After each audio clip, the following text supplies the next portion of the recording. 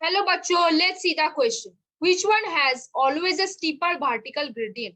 Option A is saying pyramid of mass. Option B is saying pyramid of energy. Option C is saying pyramid of number. Option D is saying pyramid of energy in aquatic ecosystem. देखो बच्चों, थोड़े से की concept के ऊपर बात करते हैं यहाँ पे।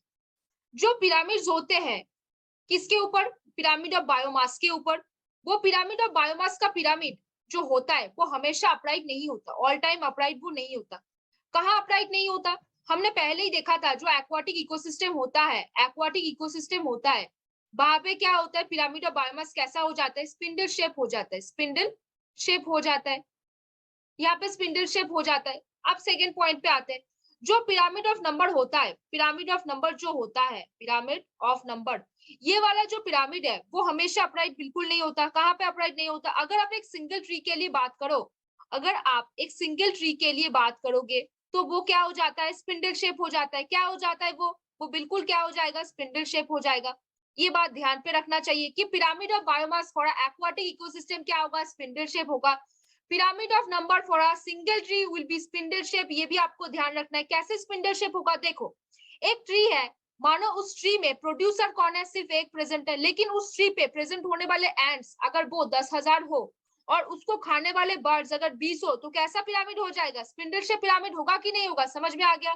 लेकिन अगर देखो, आप पिरामिड ऑफ एनर्जी के बारे में बात कर रहे हो, अगर आप बात करो किसके ऊपर? पिरामिड ऑफ एनर्जी के ऊपर, तो पिरामिड ऑफ एनर्जी कैसा बनेगा? पिरामिड ऑफ एनर्जी कैसा बनेगा? अपराइट बनेगा। कैसा बनेगा? अपराइट बनेगा। क्यों अपराइट बनेगा?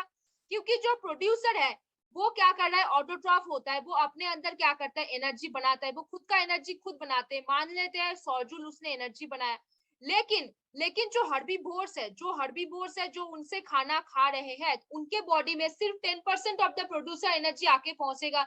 तो कितना पहुंचेगा? 10 जूल पहुंचेगा। जो हर्बीवोर को खाएगा, मान लो कोई कार्निवोर उसको खा रहा है, तो उसके बॉडी में हर्बीवोर का 10% पहुंचेगा, मतलब 1 जूल एनर्जी आके पहुंचेगा। तो कौन सा पिरामिड हमेशा अपराइट होगा? Pyramid of energy always upright. अब देखो, आपको थोड़ा सा कंफ्यूजन हो सकता है बी और डी पे। क्या बोला है? Pyramid of energy and pyramid of energy in aquatic system. हालांकि दोनों चीज एक होता है, लेकिन आप प्रायोरिटी किसको देंगे? सिर्फ पिरामिड ऑफ एनर्जी जहां पे होगा आप उस चीज को ज्यादा प्रायोरिटी दोगे। तो मैंने बोला पिरामिड ऑफ बायोमास हर जगह अपराइट नहीं होता, तो उसका स्टीपर वर्टिकल ग्रेडियंट हमेशा नहीं हो सकता। अगर मैं बात कर रही हूँ पिरामिड ऑफ नंबर के ऊपर, तो वो हमेशा अपराइट नहीं होगा।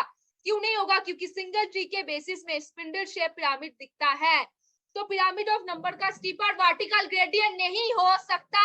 अगर मैं बात कर रही हूँ पिरामिड ऑफ एनर्जी के ऊपर, तो वो अपराइट होगा, हमेशा हमेशा वो अपराइट होगा, क्योंकि प्रोड्यूसर का 10% हर्बीवोर को आता है, हर्बीवोर का 10% कार्निवोर को आके पहुंचता है। अगर प्रोड्यूसर के पास 100 जूल एनर्जी था, तो लास्ट में जब कार्निवोर के पास आएगा तो उसके पास सिर्फ और सिर्फ 1 जूल ही आके पहुंचेगा। तो बच्चों, मुझे लगता है आपको ये क्वेश्चन का आंसर मालूम हो गया। तो बता दो कौन सा ऑप्शन हो जाएगा? वेरी गुड बच्चों, आपने बिल्कुल सही समझा।